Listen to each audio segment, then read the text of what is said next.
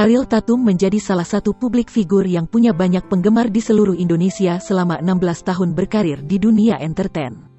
Sudah belasan tahun berkarir di Indonesia.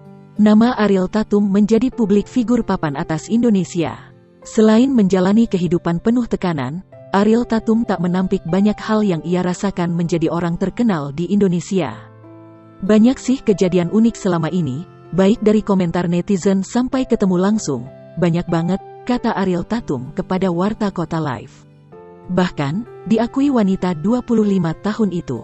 Ada penggemar fanatik yang ingin mengajak Ariel Tatum menjalani hubungan serius dalam ikatan pernikahan.